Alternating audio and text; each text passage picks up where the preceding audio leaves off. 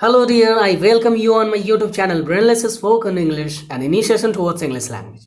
आज हम बात करने वाले हैं will और shall के बारे में। ये बहुत इंपॉर्टेंट वर्ड्स है, ठीक है। सबको पता है कि इसको फ्यूचर इंडेफिनिट में बोलते हैं, और अगर हिंदी के थ्रू देखा जाए तो लास्ट यानी कि if Hindi sentences are last और एंडेड विद गा गे गी, अगर कोई हिंदी का सेंटेंस हो और गा गे गी से लास्ट हो तो will और shall का यूज करना होता है। सबको पता इतना, और ये भी पता है कि आई और वी के बाद सैल यूज करते हैं। बट क्या आपने सोचा है कि विल भी यूज हो सकता है? Can we use will after them? I और वी के बाद विल यूज कर लिया जाए तो क्या गलत है? हाँ या नहीं? बस इसी बात को डिस्कस करने वाले हम इस वीडियो में, और बहुत अच्छे से समझने वाले हो। Till then you'll have to have patience, okay, so that you could get me easily. आसानी से समझना है तो भाई पेशेंस रखो, थोड़ा समझ में आ जाएगा। ओके,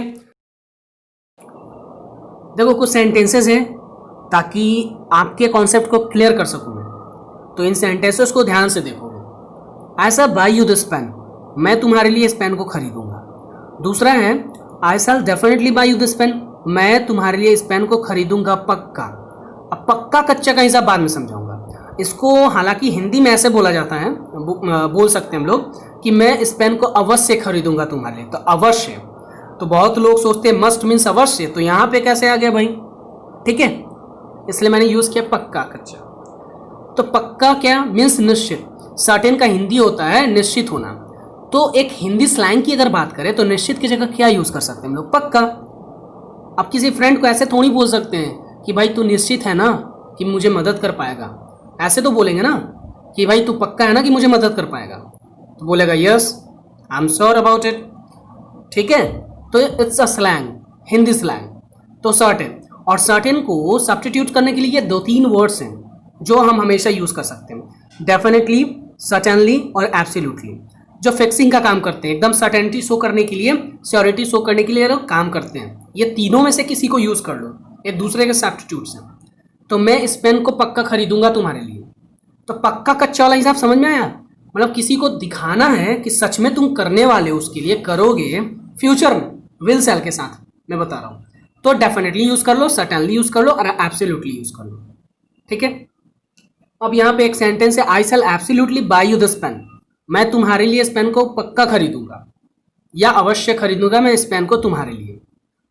और दूसरा सेंटेंस यहां पे है I will buy you this pen, मैं तुम्हारे लिए इस पेन को खरीदूंगा। तो क्या ये दूसरा सेंटेंस सही है, मैं तुम्हारे लिए इस पेन को खरीदूंगा? नहीं, गलत है। इसका मतलब होगा मैं तुम्हारे लिए इस पेन को पक्का खरीदूंगा, अवश्य मैं इस पेन को तुम्हारे लिए खरीदूंगा। बोलो क्यों भाई? सर्टेनली तो है नहीं, एब्सोल्युटली और डेफिनेटली तो है नहीं। तो भाई देख लो, आई और वी के साथ शैल का यूज करते हैं, और अगर शैल का यूज कर रहे हो नॉर्मल जो रूल्स हैं, रेगुलेशंस हैं, उसके साथ तो यूज कर रहे हो ना शैल, और शैल के बाद ये तीनों वर्ड्स लगाने थे ताकि पक्का बता सको। पक्का याद रखना इस बात को, ठीक है। तो यहाँ विल लगा दिया गया, उसके ऑपोजिट में आई के साथ विल इसीलिए लगाया गया ताकि तुम समझ पाओ कि ये शैल एब्सोल्युटली ना बोल करके विल बोल रहा है।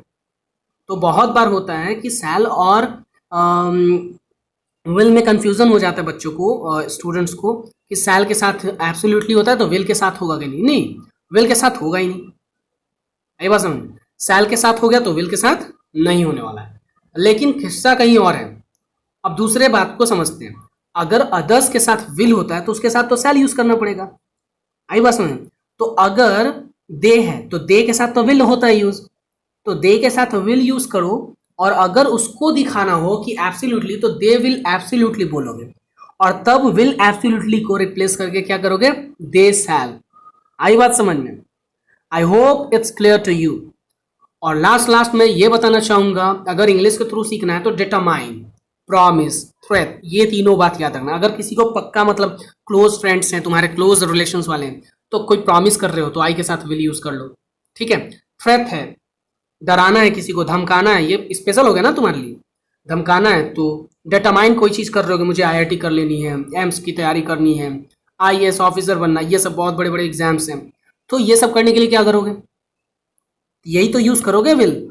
ठीक है, जैसे कि अगर नोटिस आता है बच्चों का तो देखोगे लिखा होता है कि the school will remain close और विल रीओपन या शैल, तो शैल लिखा होता है। अगर विल लिखा हुआ है तो समझो कि गलत है, क्योंकि स्कूल आई वी तो है नहीं, आई और वी नहीं ना है, वो फर्स्ट पर्सन ही है, स्कूल तो थर्ड पर्सन है। अब स्कूल के साथ तो विल होना चाहिए, बट शैल लिखता है, वो दिखाता है कि मैं पक्का हूं कि स्कूल इतने बजे से खुलेगा और इतने दिन के बाद, प्रॉमिस करता है। एग्जामिनेशन सेंटर के लिए जाते हो तो देखोगे एडमिट कार्ड पे या कोई किसी भी एडमिट कार्ड पे देख लो तो वो शैल का यूज करता है। ठीक है, you will be allowed, you shall be allowed, क्यों, नहीं तो गलत हो जाएगा, पक्का। वो वादा करता है, वो डिटरमाइन करता है, वो थ्रेट करता है, आपको धमकाता है कि भाई टाइम के बाद आए तो एंट्री नहीं मिलने वाली, अगर एंट्री चाहिए तो टाइम पे आ जाओ।